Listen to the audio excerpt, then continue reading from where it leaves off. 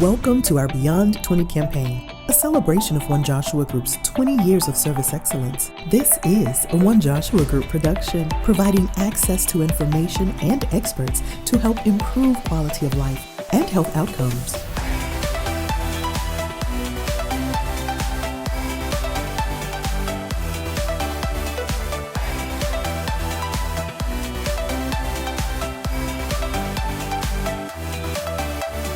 Well, thank you for joining us. This is our Beyond 20 campaign as we celebrate One Joshua Group's 20th year and look beyond what happens in the 20th year. We are so excited that you've joined us and we appreciate you participating in this celebration. And there's no way to celebrate our 20th year and beyond than our guest, Dominique Simpson Milton, who's with the National Minority Supplier Development Council in the Carolinas and Virginia. Dominique, welcome and thank you for joining us. Thank you for having me and congratulations on 20 years of service in the community. So thank you very much. Now, that CVMSDC, I have to read that because I don't always get that correct. Tell us about that.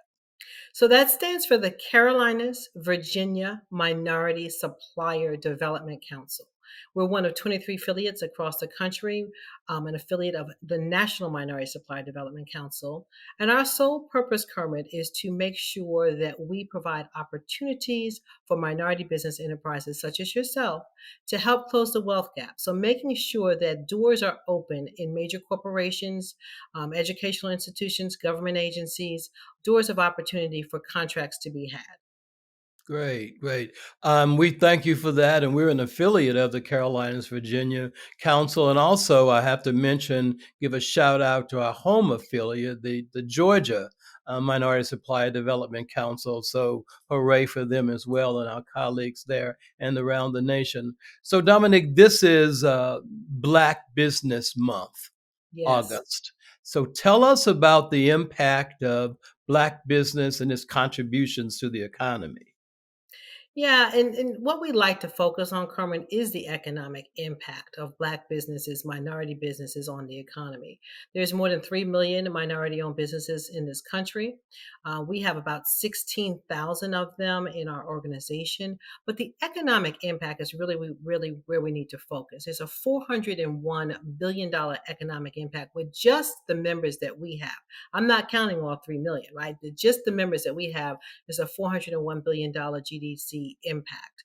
And then when you peel back the onion, think about your own organization, the number of jobs that you provide. 500,000 jobs are provided through those organizations. There's taxes that are provided, about 290 million in taxes just in my footprint alone. Minority organizations hire other minorities. And I like to look at it from the standpoint of if you can hire some other individuals and they can put their kids through college, you're changing the economic landscape in the community where you are. And Mhm. that's how we look at it. Now you mentioned footprint, and Hmm. your council is Carolinas, Virginia. Yes. So tell us what the Carolinas are, and being from Virginia, I know what that is. At least one of the Virginias. So Right. tell us about that footprint. So I cover all of North Carolina, all of South Carolina, and most of Virginia. I'm south of Alexandria. So from Richmond to the water, we cover. Well, that sounds wonderful. Richmond to the water. I like that part. And South Carolina is also something we're interested in. So post the pandemic, Hmm. looking at where we are economically, Mm. are there any special challenges other than just being in business? Are there any Hmm. particular challenges that we're facing now, post pandemic, and where we are in the current economic spectrum? I would focus on two challenges. The first being a challenge that's always present, which is why we do the work that we do, and that is that only 1% of contracts are awarded Hmm. to minority businesses, right? So that's to me epidemic, right? That's tragic, and we serve to make sure the doors are open so that we can close the gaps and provide more opportunities. And so we represent so much more than 1% of the landscape, right? So Mhm. we should have more contracts. And so there aren't enough contracts being had. That is one of the problems. And so we all need to be, my favorite word, Kermit, is intentionality. We all need to be extremely intentional in where Mm. we spend our money, where we save our money, and how we spend our time. And if each one of us is more intentional, we'll be able to really address this issue. And I'm just going to break it down in terms of numbers for you. There's a 300-year wealth gap in America. That Mhm. means it would take 300 years for us to catch up to the majority population in terms of wealth.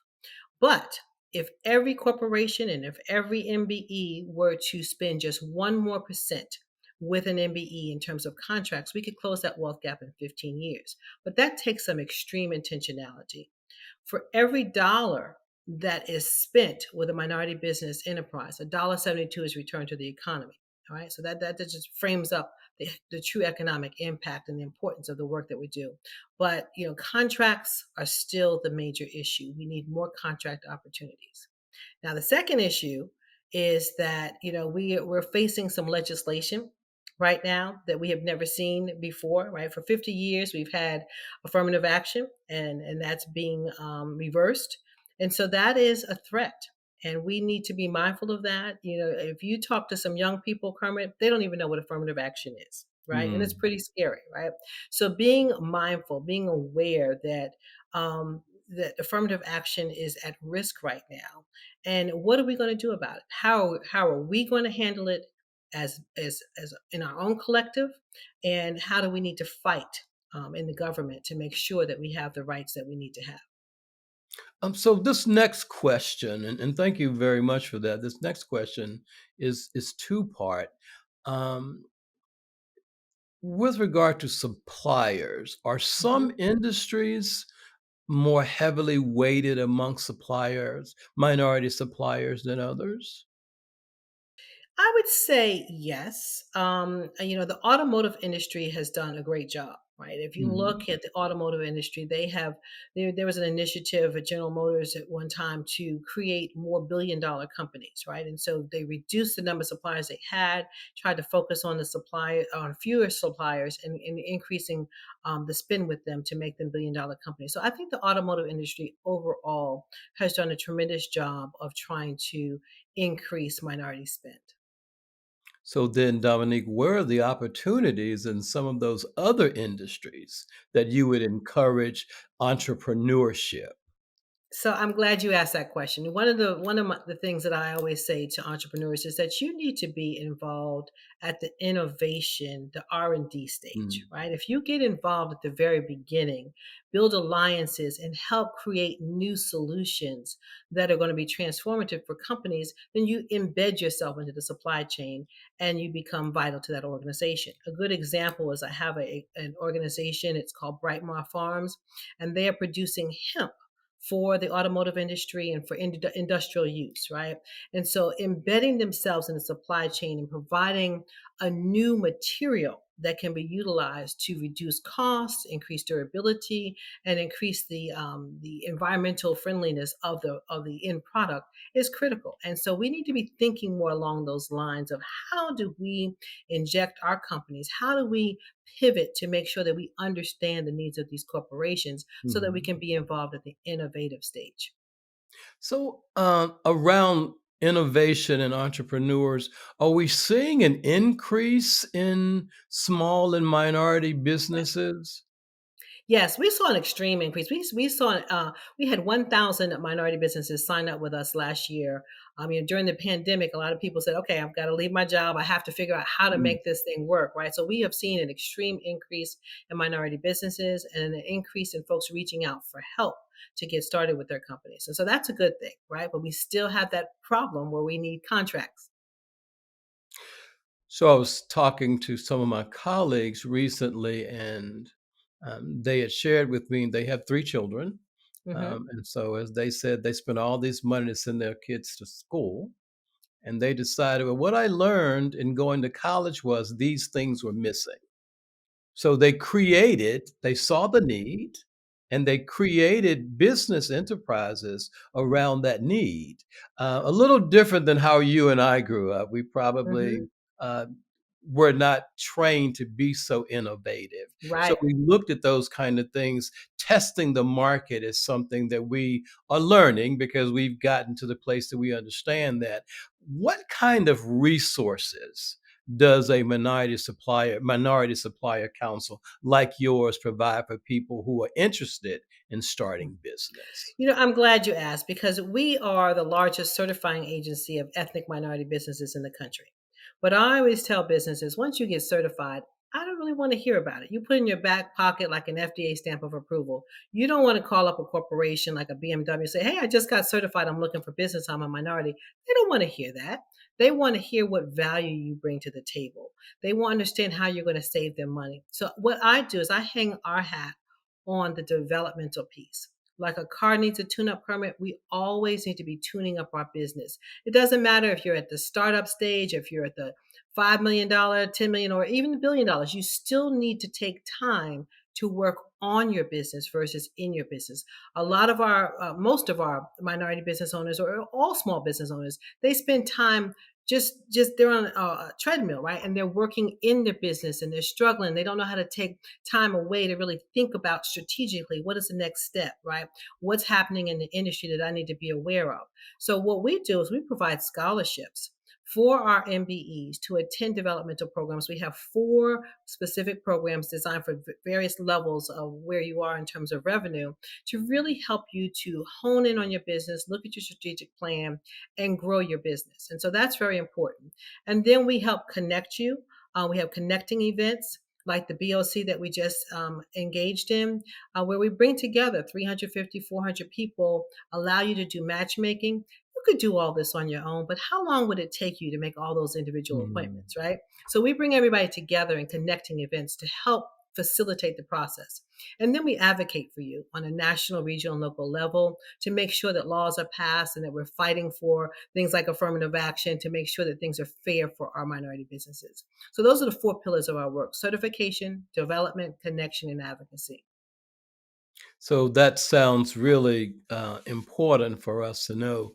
The big question, can you help us identify where the money is, how we get funding to do these kind of Absolutely. I was on a activities? call yesterday and we were talking about funding resources. And so that's the second biggest problem, right? So one, you need contracts, right? But then you need Mm. funding because you need to be able to expand and contract based on the needs of the contract that you have, right? So yes, we can expose our business owners to funding opportunities, would be it CDFIs, grants, loans. Yes, we actually have our own business consortium fund inside of NMSDC that provides microloans. When PPP came out, we helped individuals, with paperwork to get PPP funding. So yes, that is one resource that we provide, and Well, that's so part of thank the connection piece.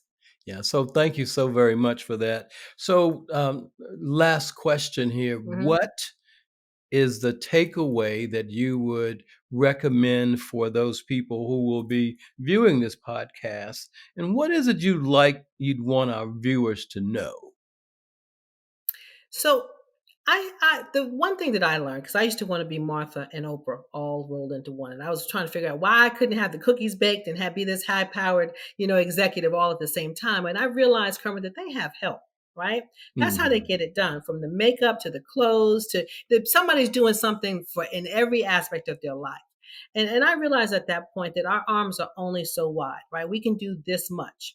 But when you connect with other organizations that can help you, that are designed specifically to help you grow your business, you can do a lot more. So I encourage business. I was a business owner, right? And we grew our business very fast because of organizations like CVMSDC and like WeBank, right? So we were woman owned certified, minority owned certified, 8A certified. We had every certification that you can think of, but also we got engaged with those organizations. It's like a gym Mhm. membership, right? We don't want people just to become and get signed up with our organization and they don't get involved. We need you to get Right. involved, be engaged, be present, right? So I would encourage our viewers to understand that there are resources out there for you. You don't have to do this alone because it's a struggle. You can only do but so much. But when you link up with organizations that are specifically designed to help you, you can go a lot farther. I like to say we're like an HOV lane.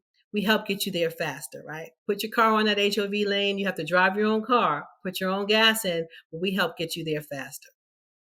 Good. So thank you very much. I want to tell the story, Dominique. So we were in the airport, Uh-huh. and this is how you know that you're connecting, as Dominique told us. So she's going up one side of the escalator, and I'm coming down the other side of the escalator, and We wave at each other as usual, and to show you what the Minority Supply Development Councils can do. And she probably remembers the conversation. She told me she was coming from, do you want to share that or should I share that? You go ahead and share it. You go ahead and share So it. she was coming from Wall Street, ringing Yes. the opening bell with one of their suppliers in the network. Yes. So these are the kind of support, the kind of activities, the kind of reach and exposure that the Minority Supplier Development Councils can lend to businesses, to your businesses as an entrepreneur involved in an innovative aspect. So Dominique, thank you so very much for what you do and what the other councils do around the country. And thank each of you for joining us for today's session with Dominique Milton, who's with the Carolinas, Virginia Minority Supplier Development Council. Thank you. And as always, be kind and be compassionate. This edition of Beyond 20 is a Life Beat podcast sponsored by One Joshua Group, your strategic source of engagement to improve life through better health, education, and information. For more information, visit us at theonejoshuagroup.com or follow our work on LinkedIn, Facebook, Instagram, and Twitter using hashtag OneJGCollabs. One Joshua Group, building capacity, expanding resources, joining what you know with what we've learned.